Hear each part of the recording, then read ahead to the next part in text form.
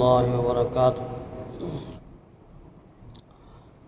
الحمد لله رب العالمين وهو أحكم الحاكمين وأنا على ذلك من الشاهدين، والصلاة والسلام على سيد المرسلين ورحمة للعالمين وخاتم النبيين وعلى آله وصحبه ومن تبعهم بإحسان إلى يوم الدين.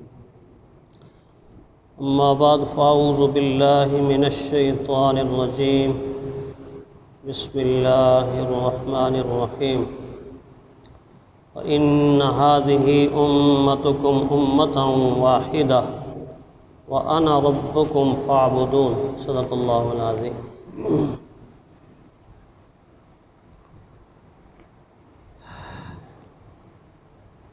اللہ تعالیٰ نے قرآن حکیم کے ذریعے سے مجھے اور آپ کو، اہل ایمان کو، اس چیز کی تاکید فرمائی، اس حقیقت سے باخبر فرمایا کہ میری چاہت یہ ہے اور میرا حکم بھی یہی ہے کہ تمہیں میں نے ایک امت بنایا ہے، لہذا تمہاری کامیابی، تمہارا عروج، تمہاری بلندی، تمہاری سرخروئی اور تمہاری زندگی کا چین، سکون، آرام، راحت اور تمہاری خوشی کا راز یہ ہے کہ تم ایک امت بن کر رہو۔ اگر ایسا نہیں ہوگا، اس کے نقصانات ہوں گے، اور ان نقصانات میں سے ایک نقصان یہ ہوگا کہ تم اپنی قدر و قیمت کھو دو گے۔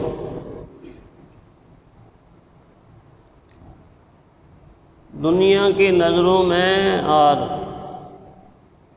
کفار و مشرکین اور باطل قوتوں کی نظروں میں تمہاری کوئی قدر و قیمت نہیں ہوگی، تمہارا رعب اور دبدبہ نہیں ہوگا، تمہاری سرے سے کوئی حیثیت باقی نہیں رہے گی۔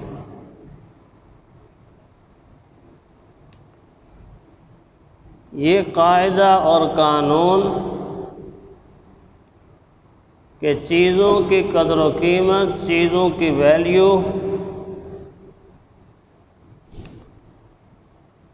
اس وقت ہوتی ہے کہ جب چیزیں منتشر نہ ہوں، چیزیں اکٹھی ہوں۔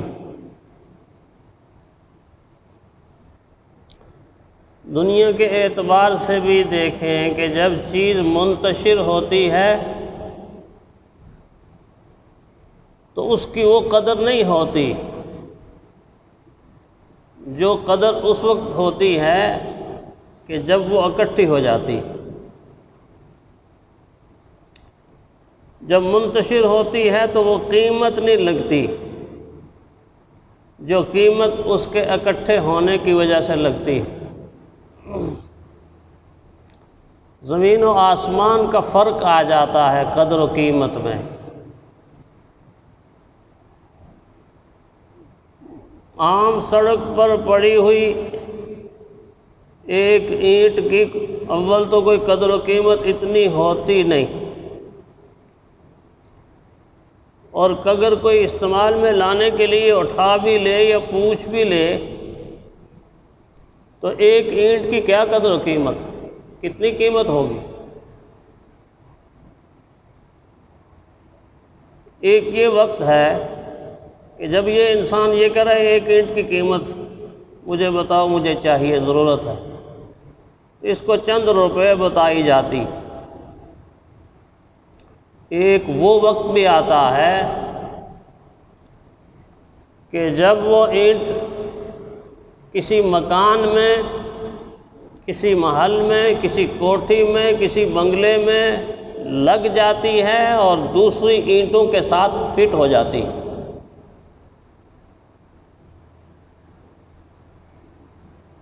اب جب انسان قیمت پوچھے گا تو اس ایک اینٹ کی نہیں پوچھے گا۔ انسان نے جب قیمت پوچھنی ہے تو یہ کہنا ہے اس مکان کی قیمت کیا ہے، اس کوٹھی کی قیمت کیا ہے، اس بنگلے کی قیمت کیا ہے، اس محل کی قیمت کیا ہے، تو آگے سے جواب ملے گا کہ اس کی قیمت اتنے کروڑ روپے ہے۔ کہاں جب اکیلی اینٹ تھی تو چند روپے قیمت لگی، جب اپنی جیسی اینٹوں میں پیوست ہو کر دیوار کے اندر چن دی گئی تو اب صرف دیوار نہیں، اس کے ساتھ چھت بھی مل گئی، فرش بھی مل گیا، پورے مکان کی ساری عمارت مل گئی، اب بات کروڑوں تک چلی گئی۔ بالکل یہ سادہ سی ایک مثال ہے کہ امت جب بٹ جاتی ہے، امت جب تقسیم ہو جاتی ہے، امت جب گروہ ہو جاتی ہے، امت جب فرقہ بن جاتی ہے، امت جب ٹکڑے ہو جاتی ہے تو اس کے ایک فرد کی کوئی قدر و قیمت نہیں ہے، بکھرے ہوئے افراد کی کوئی قدر و قیمت نہیں۔ اور یہی امت جب جمع ہوتی ہے، اکٹھی ہوتی ہے، تو اس امت کے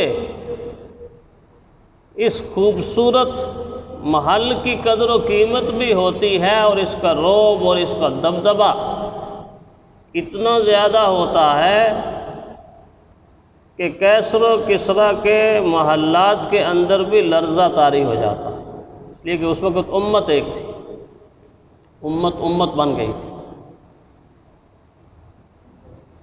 دنیا کی بیسیوں مثالوں سے اللہ تعالیٰ نے ہمیں اس امت کی یکجہتی کی، اس امت کے اتحاد کی، اس امت کے اتفاق کی، اس امت کے جوڑ کی، اور اس امت کے امت پنے کی قدر و قیمت سکھائی۔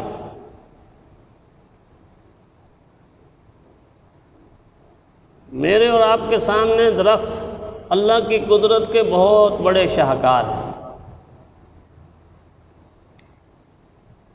لیکن درخت کسی ایک چیز کا نام نہیں ہے، جڑ سے لے کے چوٹی تک مکمل طور پر ساری کی ساری چیزیں، سارے اس کے اعضاء جز پورے ہوتے ہیں تو پھر آپ کہتے ہیں یہ درخت ہے۔ کہیں انسان کو کبھی آپ نے دیکھا ہے کہ سڑک سے گزرتے ہوئے کٹی ہوئی کوئی جڑ پڑی ہوئی ہو تو وہ کہتا ہو یہ درخت ہے؟ ایسا نہیں ہے۔ کبھی آپ ایسا نہیں دیکھیں گے کہ درخت کی ایک شاخ کٹی ہوئی کہیں پڑی ہوئی ہے تو کوئی کہہ دے یہ درخت ہے۔ کبھی آپ ایسا نہیں دیکھیں گے کہ اسی درخت کا تنا کٹا ہوا پڑا ہوا ہے، لکڑی پڑی ہوئی ہے تو گزرنے والا یہ کہہ دے یہ درخت ہے۔ کہیں اسی درخت سے ٹوٹ کر گرنے والا ایک پتا یا چند پتے کہیں گرے ہوئے ہوں تو آپ کہہ دیں یا کوئی کہہ دے یہ درخت ہے۔ اسی کی شاخوں سے ہوا کے پریشر سے اڑنے والا کوئی پھول ٹوٹ کر نیچے آ جائے اور نیچے گرے ہوئے پھول کو دیکھ کر کوئی کہے یہ درخت ہے۔ اسی کے اوپر پکنے والے پھل کو گرنے کے بعد کوئی یہ کہے یہ درخت ہے۔ حالانکہ اسی کے اعضاء ہیں، اسی کے جز ہیں، لیکن اعضاء کو الگ الگ آپ درخت نہیں کہتے۔ درخت کہتے ہیں کہ جڑ بھی موجود ہے، تنا بھی موجود ہے، شاخیں بھی موجود ہیں، پتے بھی موجود ہیں، پھول بھی موجود ہیں، پھل بھی موجود ہیں، شاخوں کی ہریالی، یہ ساری کی ساری چیزیں جب مل کر آپ کے سامنے ایک خوبصورت درخت کھڑا ہوگا تو آپ کہیں گے ایک درخت ہے، اور سننے والا سنے گا تو یہ سمجھے گا ہاں واقعی یہ درخت ہے۔ جس طرح ٹوٹ پھوٹ کا شکار ہونے کے بعد درخت اپنی حیثیت کو کھو دیتا ہے، بلکہ اپنے نام کو کھو دیتا ہے، اپنی قدر و قیمت کو کھو دیتا ہے، اسی طرح امت اپنے افراد کو منتشر ہونے کے بعد امت اپنی حیثیت کو کھو دیتی ہے، اپنی قدر و قیمت کو کھو دیتی ہے۔ یہ درخت جب تک درخت رہے گا تو میں اور آپ فائدہ اٹھاتے رہیں گے، یہ ہر سال پھل دیتا رہے گا، اس کے سائے میں مال مویشی رکھنے والوں کے جانور بھی بیٹھیں گے، اس کے پتوں سے غذا بھی حاصل کریں گے، اس سے آپ پھل حاصل کریں گے۔ لیکن جو ہی یہ کٹنا شروع ہو گیا تو ایک وقت ایسا آئے گا کہ آپ اس کو کام میں تو لے آئیں گے لیکن اس کا وجود ختم ہو جائے گا، اس کا وجود ختم ہو جائے گا۔ امت بھی جب کٹنا شروع ہوتی ہے، منتشر ہونا شروع ہوتی ہے، ٹکڑے ٹکڑے ہونا شروع ہوتی ہے، تو وہ بظاہر ایک امت نظر تو آتی ہے، انسانوں کا ایک گروہ نظر آتا ہے، لیکن اپنی حیثیت کو دیتی ہے۔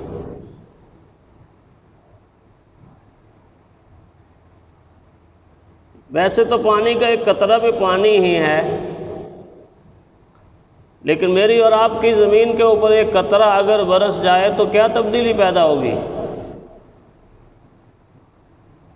ایک قطرے کے ٹپکنے سے کوئی تبدیلی پیدا نہیں ہوگی، ہاں اتنا ضرور ہوگا کہ وہ قطرہ اس زمین کے اندر جذب ہو کر اپنا وجود کھو بیٹھے گا، اپنا وجود کھو بیٹھے گا۔ لیکن جب مسلسل قطرات ملتے ہیں اور آسمانوں کی بلندیوں پہ بادلوں کی چادریں سفر کرنا شروع کرتی ہیں، اور کرتے کرتے جب آپ کے اور میرے سامنے وہ قطرات برستے ہیں، بارش برستی ہے، تو اب زمین کی کیا حالت ہوتی ہے؟ اب زمین اس ساری بارش کو ضائع نہیں کر سکتی، وہ بارش اس زمین کے اندر اتر کر اس کی زرخیزی کو اور زیادہ کر دے گی۔ وہی بنجر اور چٹیل زمین جو آج آپ کے سامنے بالکل ویران پڑی تھی، آنے والے دنوں کے اندر آپ دیکھیں گے کہ اس نے سبزے کی چادر پہن لی ہے، ہر طرف سبزہ ہی سبزہ ہے، سبزہ ہی سبزہ ہے، نباتات ہیں، اناج ہے، سبزیاں ہیں، درخت ہیں، پودے ہیں، وہ زمین سرسبز و شاداب ہو گئی۔ کیوں؟ مسلسل بارش اس پر برسی، ایک قطرے کی کوئی حیثیت۔ اس لیے اقبال نے کہا کہ موج تو دریا میں ہے، بیرون دریا کچھ نہیں، موج تو دریا میں ہے، بیرون دریا کچھ نہیں۔ اور یہ دریا اور یہ سمندر بھی مجھے اور آپ کو سبق دیتا ہے کہ اکٹھا ہونے میں فائدہ کتنا۔ بخارات سمندروں سے اٹھتے، بادل فضاؤں میں بنتے، اور بارش زمینوں پر برستی۔ جب تک کوئی بھی چیز مجتمع اکٹھی ہو کر ایک جگہ نہ رہے، اس کی کوئی قدر و قیمت نہیں۔ اللہ تعالیٰ نے جانوروں کے ذریعے سے اور نباتات کے ذریعے سے اور حیوانات کے ذریعے سے اور حشرات کے ذریعے سے اور پرندوں، چرندوں، درندوں کے ذریعے سے مجھے اور آپ کو امت کی یکجہتی، امت کے اتحاد اور امت کے اتفاق اور امت بننے کا سبق دیا، کسی ایک چیز سے نہیں۔ میرے آپ کے ارد گرد چاروں طرف جتنی پھیلائی ہوئی اللہ کی کائنات ہے، ہر چیز ہمیں اس چیز کا درس دیتی ہے کہ تم مجتمع ہو جاؤ گے، اکٹھے ہو جاؤ گے، ایک بن جاؤ گے، نیک بن جاؤ گے، تو تم اس دنیا کے اندر باقی رہو گے، تمہاری قدر و قیمت بنے گی، تم سرخروئی حاصل کر لو گے۔ اگر منتشر رہو گے تو کچھ بھی حاصل نہیں کر سکتے، اپنا وجود بھی کھو بیٹھو۔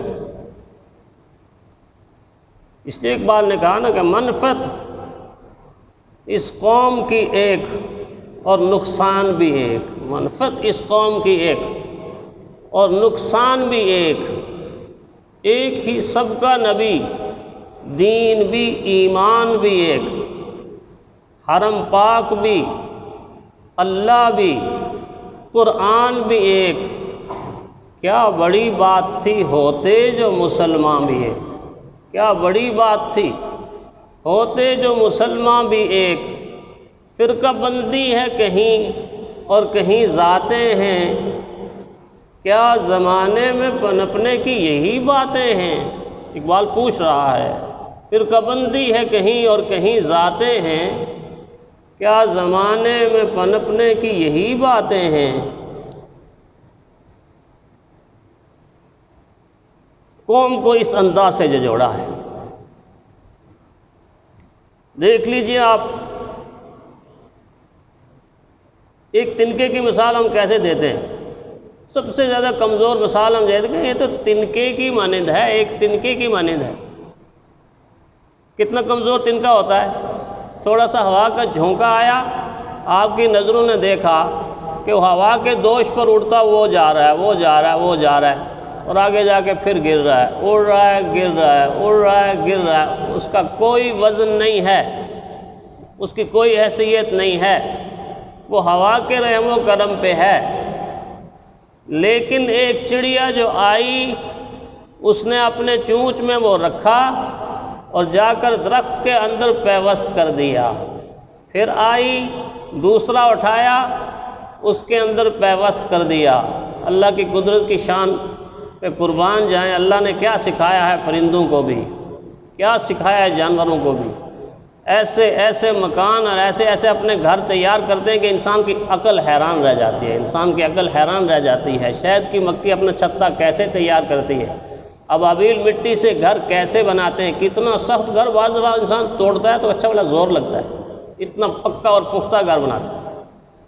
وہ بے وقت تنکا جب پیوست ہونے لگا اور سینکڑوں تنکوں کو ملا کر دو شاخوں کے درمیان چڑیا نے اب گھونسلہ بنا دیا، اب گھونسلہ بنا دیا، اور اتنا مضبوط گھونسلہ ہوتا ہے ان پرندوں کا کہ بعض دفعہ طوفان اور ہوا بھی آتی ہے، وہ بھی متاثر نہیں کرتی، اس کے اوپر بیٹھی رہتی ہے چڑیا، بیٹھی رہتی ہے۔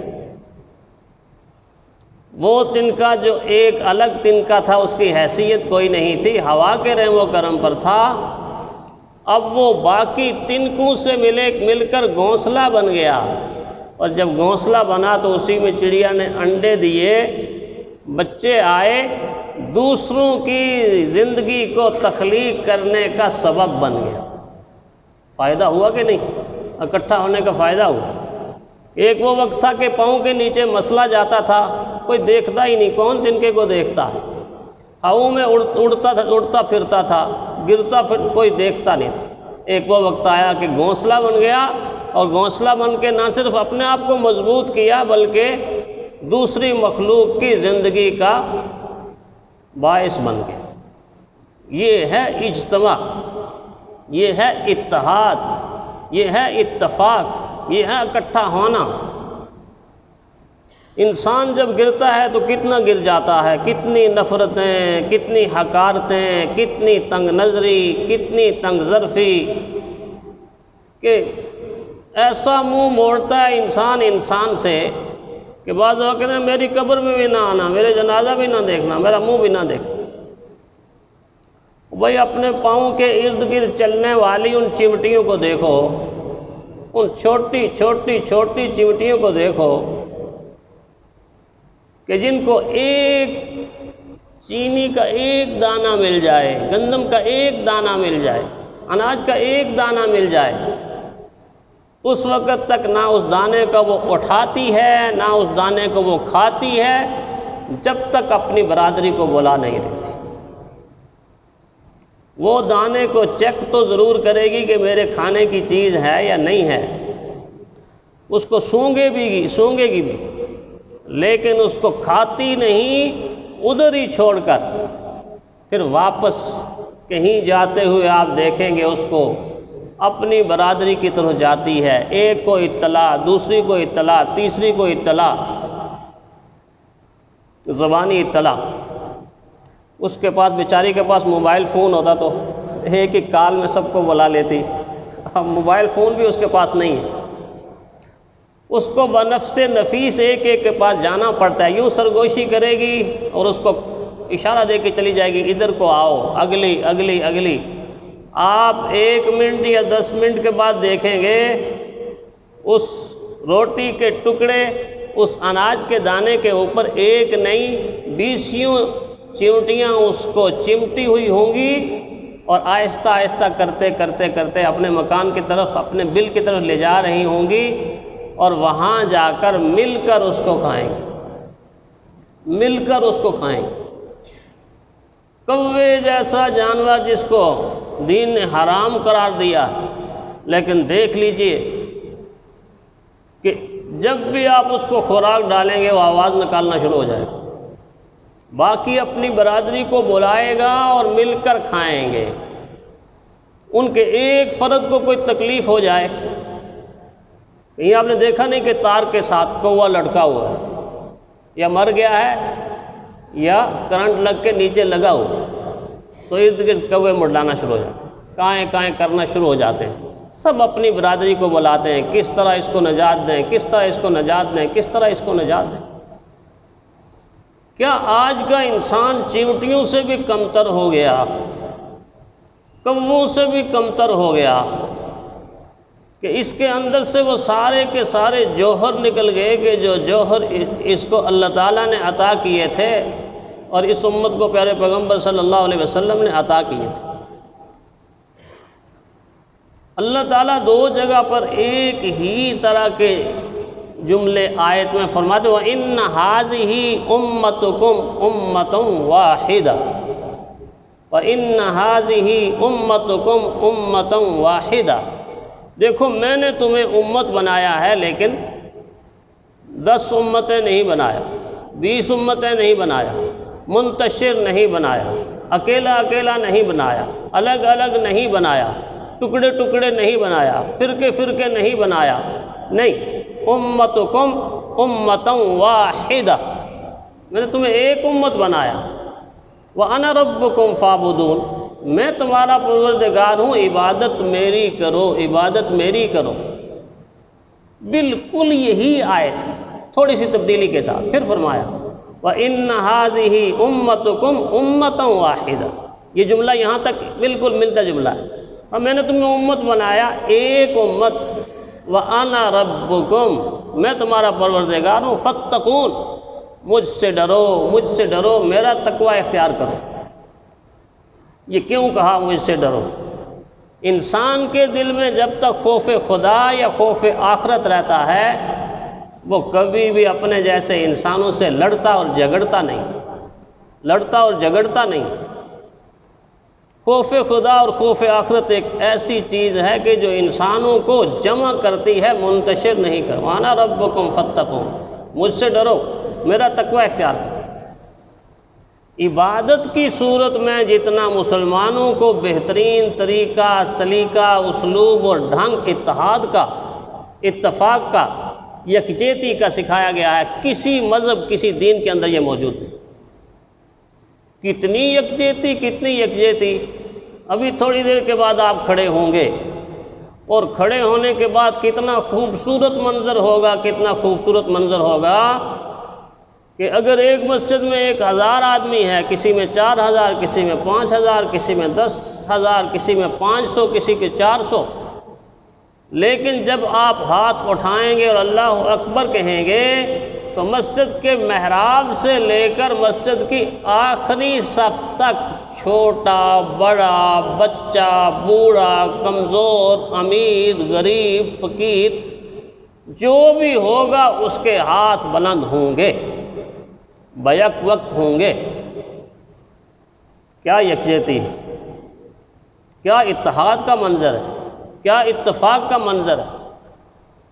ایک ایک آواز پر ہاتھ بلند ہو رہے، بلند ہو رہے ہیں تو سب کے بلند ہو رہے ہیں، باندھے جا رہے ہیں تو سارے باندھ رہے ہیں، رکوع میں جا رہے ہیں تو سارے رکوع میں، سجدے میں جا رہے ہیں تو سارے سجدے میں، قومے میں آ رہے ہیں تو سارے قومے میں، پھر سجدوں میں جا رہے ہیں، سجدے کے اندر سارے، پھر جلسہ بیٹھ رہے ہیں، سارے جلسہ بیٹھ رہے ہیں، پھر آخری 2 رکعت کے اتحیات میں کٹھے۔